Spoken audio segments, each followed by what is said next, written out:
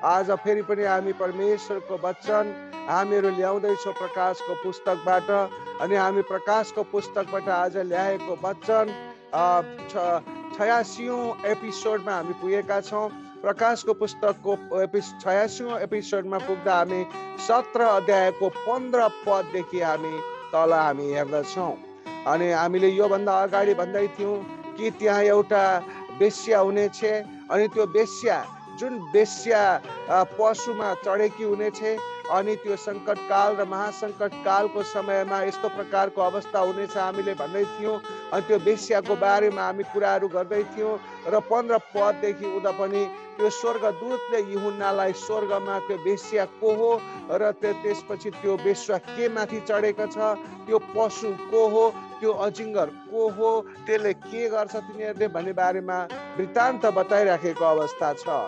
अनि आज हामी 15 पददेखि हामी हेर्दैछौँ। 15 पदमा यसरी लेखिएको छ, ती स्वर्गदूतले मलाई भने, तिमीले देखेका ती पानीहरू त्यहाँ जहाँ त्यो बेश्या बसेकी छे, ती चाहिँ मानिसहरू हुन्, भिडहरू हुन्, जातिहरू र भाषाहरू हुन्।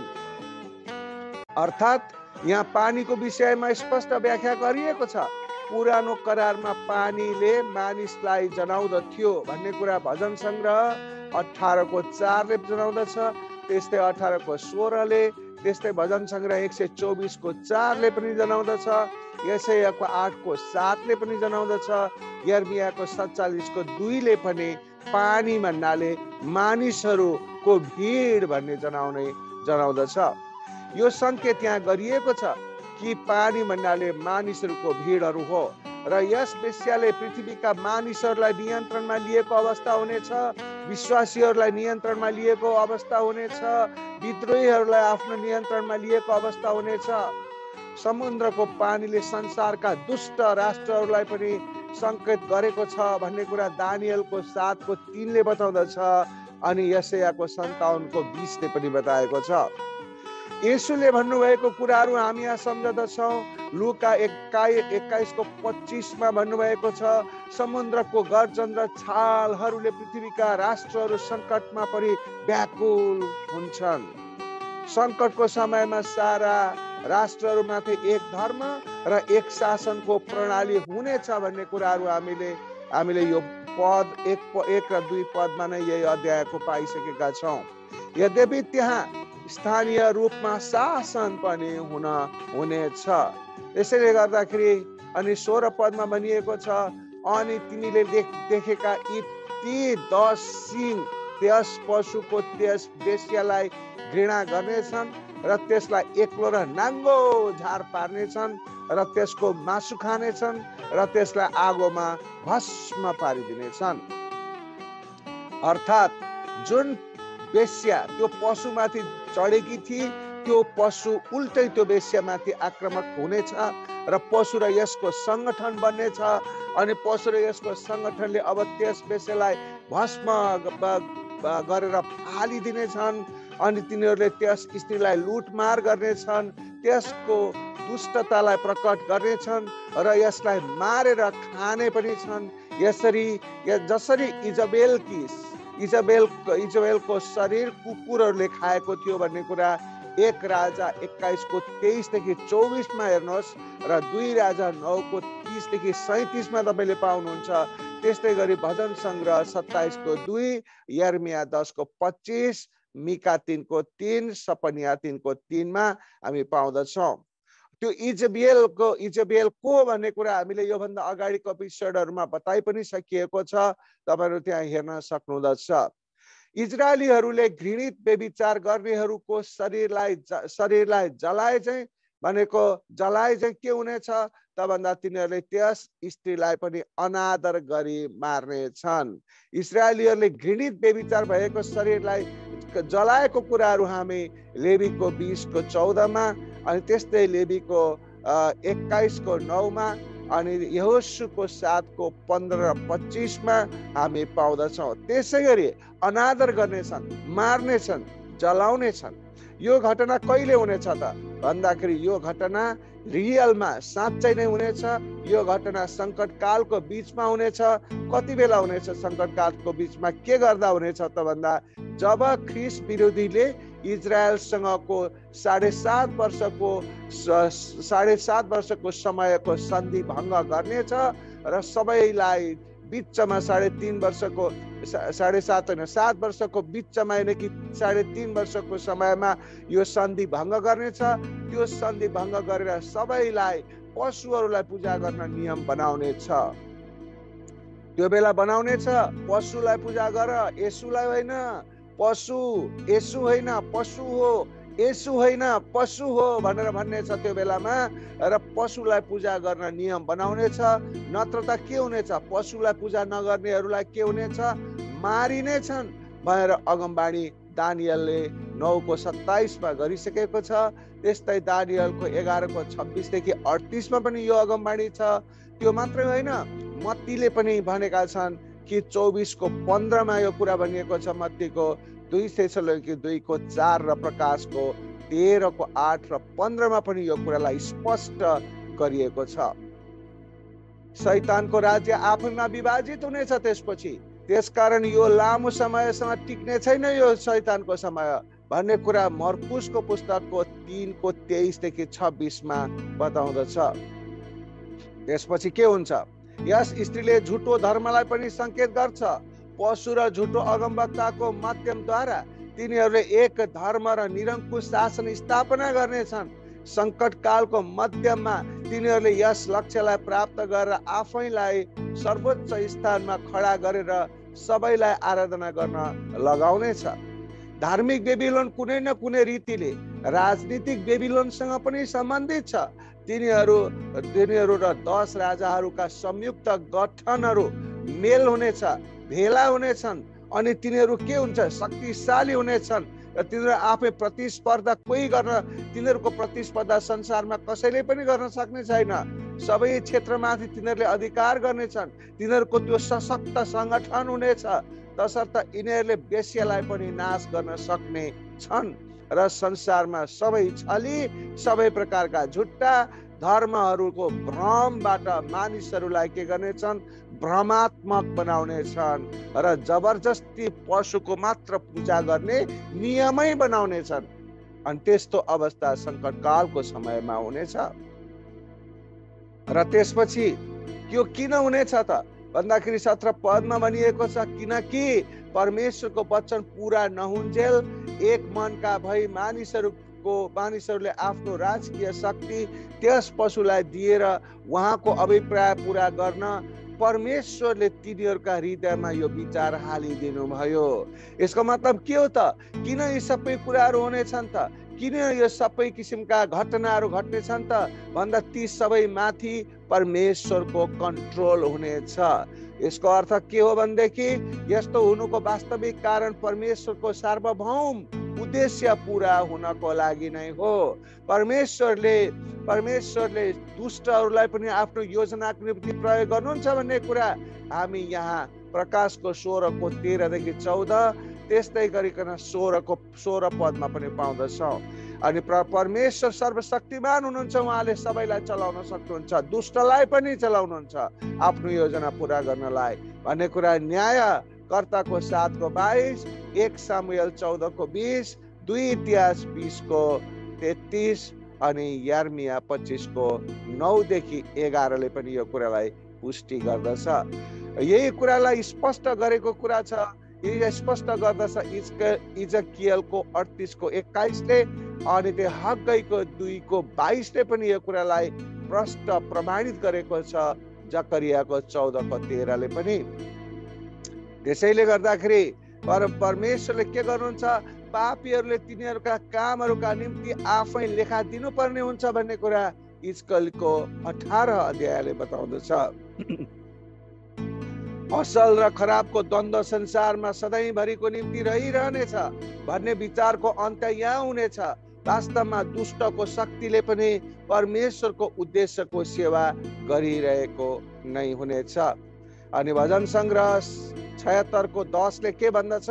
निश्चय मानिसहरूप्रति तपाईको क्रोधले तपाईको प्रशंसा ल्याउनेछ अनि जो तपाईको क्रोधबाट बचेका छन् तिनीहरू रोकिएका छन् भनेर भनिएको छ।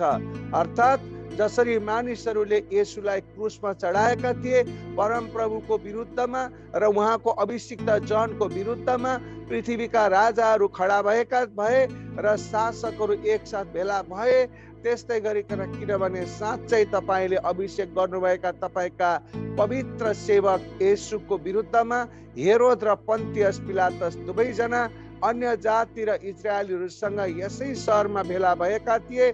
त्यही गर्नलाई जो तपाईको बाहुलीबाट र तपाईको योजनाबाट अघिबाटै ठहराइएको थियो भन्ने कुरा प्रेरितको 4:26 देखि 28 सँग बताइएको छ।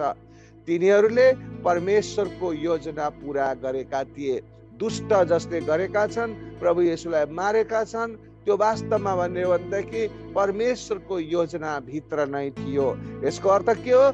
यो दुष्टहरूले गरेका जति क्रियाकलापहरू छन्, कतिपय क्रियाकलापहरू छन् परमेश्वरको स्वीकृति बिना हुन नसक्ने छन्। तर यी सबै कुराहरू हुँदछन् कि उहाँले आफू सार्वभौम हो भन्ने कुराहरू प्रमाणित गर्नको लागि, हामी मानिस जातिहरूलाई आफूसँग लिनको लागि, त्यो प्रकारको उद्देश्य पूरा गर्नको लागि यी सबै कार्यहरू हुँदछन्। यस समयमा यानी कि सङ्कटकाल र महासङ्कटकालको समयमा पनि राजाहरू भेला भएका हुनेछन् ताकि परमेश्वरको वचन पूरा होस्। सबै राष्ट्रहरू एकै स्थानमा भेला भएर परमेश्वरको न्याय अथवा परमेश्वरबाट न्याय र विनाश हुनलाई परमेश्वरको दिन, जसरी जकरियाको 14:2 योएलको 3:2 भन्दछ परमेश्वरको दिन हो, त्यही दिन पूरा हुनको लागि आवश्यक हुनेछ। यसरी राजाहरू एक स्थानमा भेला भएर तिनीहरूले आफ्ना अधिकारहरू पशुलाई दिएर परमेश्वरको योजनालाई पूरा गर्नेछन्। त्यस्तै गरी 18 पदले भन्दछ, तिमीहरूले देखेको यो स्त्री चाहिँ को त भन्दा त्यो महानगरी हो जसले पृथ्वीका राज्यहरूमाथि प्रभुत्व गर्दछ। त्यो स्त्रीको बारेमा स्पष्टसँग भनिएको छ।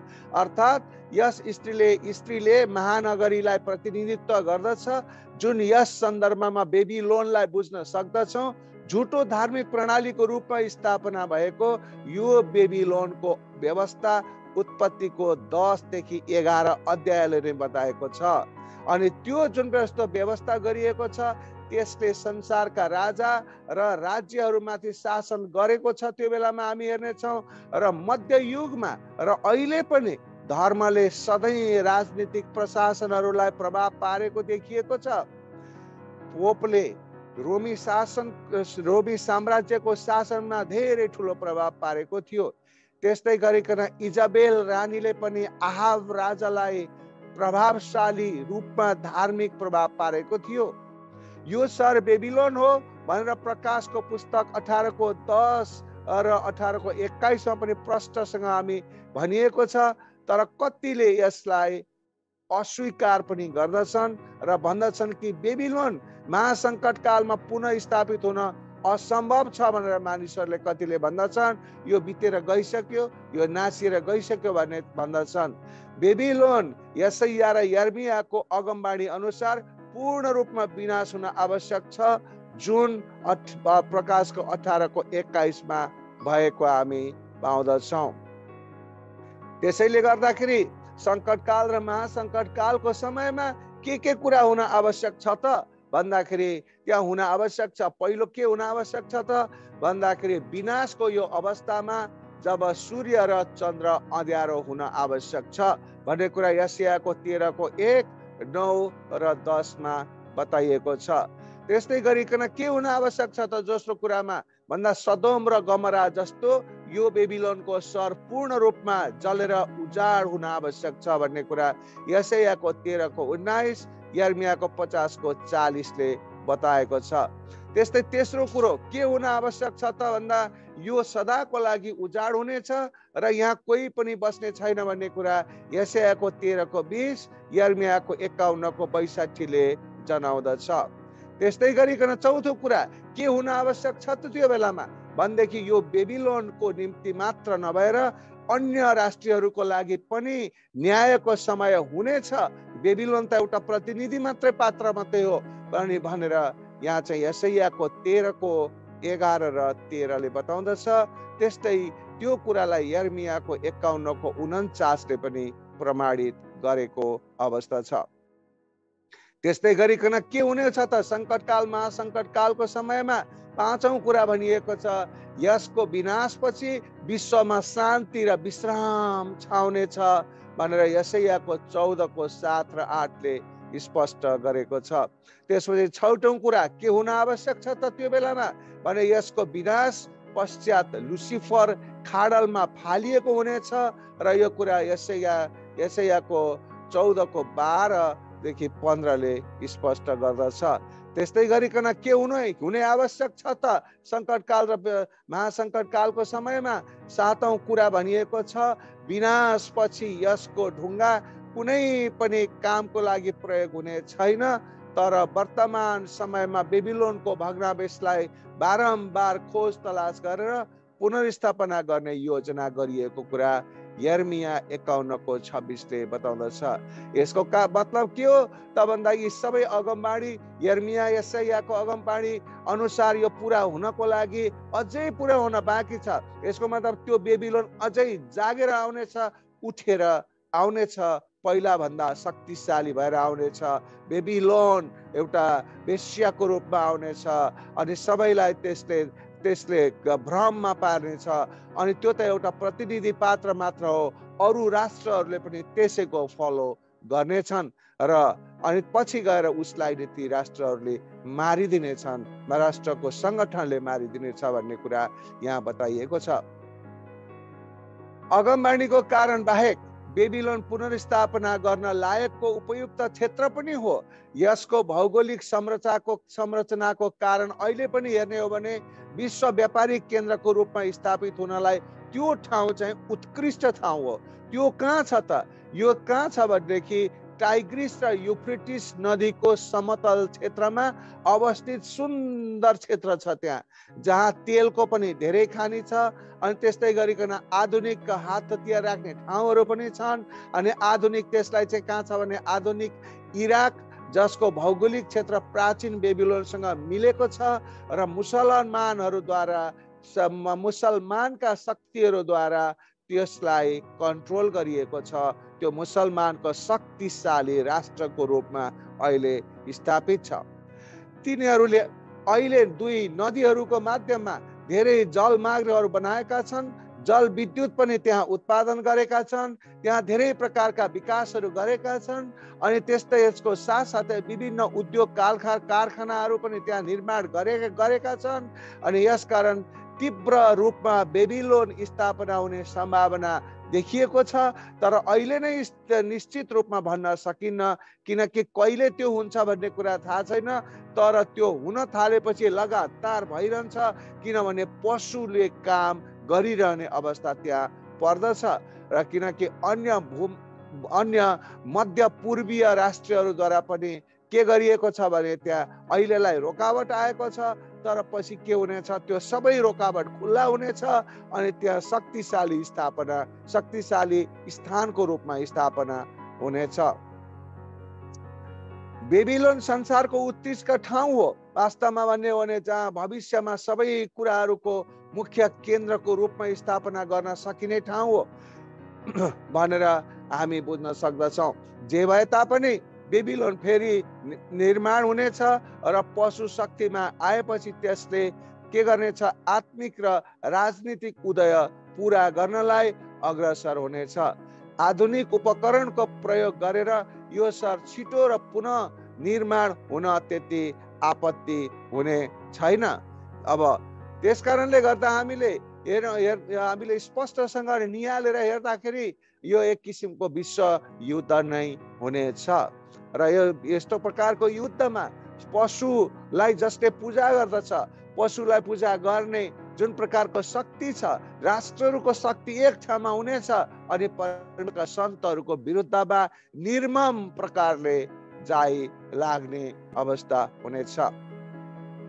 हामीले यो 17 अध्यायलाई हेर्दाखेरि 17 अध्याय पुरालाई हेर्दाखेरि हामीले यहाँ बुझ्नुपर्ने कुरा के छ भने यहाँ भएको वेश्या पशु होइन, तर पशुमाथि बसेकी छे अनि त्यसले सुरुमा पशुलाई चलाएकी छे, तर अन्त्यमा पशुद्वारा विनाश हुनेछ भन्ने कुरा प्रकाशको 17को 16 र 17ले बताएको छ।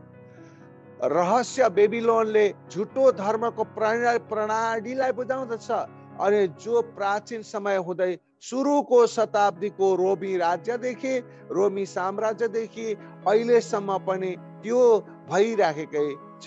यानी कि जति परमेश्वरका जनहरू छन् ती परमेश्वरका जनहरूलाई जुनसुकै देशमा पनि उनीहरूलाई घृणा गरिँदछ। यो घृणा गरिराखेको छ, तर परमेश्वरका जनहरू वृद्धि भइराखेका छन्, परमेश्वरका जनहरू अझ परमेश्वरको नजिक भइराखेका छन्, घृणा भइराखेको छ। यो प्रकारको जुन सङ्कटकाल र महासङ्कटकालमा हुने जुन घटना छ, भयङ्करको घटना, त्यसको त यो के हो त भन्दा छाया मात्र हो। वेश्या व्यवहारमा विश्वास योग्य हुँदैन, विश्वासघाती हुन्छ र धोखाबाजी हुन्छ, भ्रममा ल्याउने हुन्छ।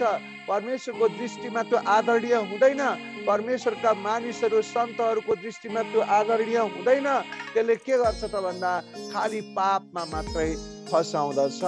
त्यसैले गर्दा 7 राज्यका सम्भावनाहरू हुँदैछन्। ती 7 राज्यका सम्भावनाहरू के हुन् त भन्दा एउटा मिश्र हुन सक्छ, एउटा असुर हुन सक्छ, एउटा बेबिलोन हुन सक्छ, अनि अर्को फारस र ग्रीस हुन सक्छ। 5 जनाको पतन भइसकेको हुनेछ। एउटा चाहिँ जीवितै हुनेछ, त्यो एउटा चाहिँ झन् शक्तिशाली हुनेछ र झनै अर्को शक्तिशाली भएर आउनेछ। त्यो चाहिँ के हुन सक्छ भन्दाखेरि जुन प्रकारको रोममा त्यो प्रकारको व्यवहार गरिएको थियो, नेरोलाई हामी सम्झँदछौँ। नेरोले जसरी इसाईहरूलाई ध्वस्त गरेको थियो, दुःख दिइकन मारेको थियो, अनि दोस्रो चरणको रोमको चरित्र भएको राष्ट्र र त्यसलाई पछ्याउने राष्ट्रहरूको यो चाहिँ एउटा के भने सङ्गठन हुनेछ र पृथ्वीमा त्यो प्रकारको अन्त्य गर्ने किसिमको एउटा प्रणाली बस्नेछ भन्ने कुरा हामीलाई 17 अध्यायले बताउँदछ। त्यसकारण आजको वचनद्वारा हामी के कुरा बुझ्दछौँ त भन्दाखेरि साँच्चै नै परमेश्वर सर्वशक्तिमान हुनुहुन्छ, तापनि परमेश्वरले यो संसारमा भएको न्याय गर्नको लागि परमेश्वरले कहिले दुष्टलाई पनि चलाउनुहुन्छ अनि दुष्टले परमेश्वरको स्वीकृति बिना चल्न सक्दैन र परमेश्वरले मानिसहरूलाई, हामीहरूलाई उहाँको मार्गमै आओस् भन्ने चाहनुहुन्छ। नआएको खण्डमा परमेश्वरले त्यही दुष्ट रूपी लट्ठीलाई प्रयोग गरेर हामी माथि वर्षाउनु हुनेछ, न्याय गर्नु नै छ। त्यो दुष्ट रूपी लट्ठी मुङ्ग्रोलाई टेबलमा ठोकेर तैँले यसो गर भनेर न्याय गरेर न्याय फैसला गरेको जस्तो फैसला गर्नु नै छ। तर जो मान्छे परमेश्वरको नजिकमा आउँदछ, परमेश्वरलाई विश्वास गर्दछ, परमेश्वरलाई सारा हृदयले विश्वास गर्दछ अनि उहाँको मार्गमा आउँदछ, पवित्र जीवन जिउँदछ, उहाँलाई आत्मा र सत्यतामा आराधना गर्दछ अनि सबै कुराहरू छोडेर परमेश्वरलाई नै मुख्य केन्द्र बनाउँदछ, परमेश्वरमै समर्पित हुँदछ, त्यो मान्छेलाई जुनसुकै हालतमा पनि हर हालतमा परमेश्वरले सुरक्षा दिनुहुन्छ, शान्ति दिनुहुन्छ, आनन्द दिनुहुन्छ। आज यो वचन सुन्ने तपाईहरु सबैजनाले यो कुरा बुझ्नु जरुरी छ कि के नष्ट भएर जाने कि आशिषमय जीवन हजारौं वर्षसम्मको लागि जिउने। अब हामीले यदि आशिषमय जीवन जिउने हो भने, अनन्त जीवन जिउने हो भने, बेकारमा बेफाकमा नमारिने हो भने हामीले के गर्नुपर्ने रहेछ? सबका मालिकलाई हामीले समात्नु पर्ने रहेछ। जसरी 12 वर्षसम्म रगत बहेकी महिलाले प्रभु येशूलाई समातेकी थिए, उहाँको जुन कपडाको छेउ समातेकी थिए, त्यस्तै गरिकन हामीले पनि प्रभु येशूलाई, लौ प्रभु म त सक्दिनँ, अब लौ प्रभु मैले गरेको गल्ती, मैले तपाईको फेर समातेको छु, मलाई चङ्गाई दिनुहोस्, उद्धार दिनुहोस्, मलाई शान्ति दिनुहोस् भनेर हामी सरेन्डर गर्यौं भने परमेश्वरले हाम्रा सबै प्रार्थनाहरू सुन्नुहुनेछ। परमेश्वरले तपाईँ हामीलाई सबैलाई आशिष दिनुहुनेछ, किनभने परमेश्वर आशिष दिने परमेश्वर हुनुहुन्छ। आजको वचन यही नै राख्न अनुमति चाहन्छु। सबैलाई धेरै धेरै धन्यवाद दिन्छु वचन सुन्नुभएको लागि। सबैलाई जय मसीह। God bless you.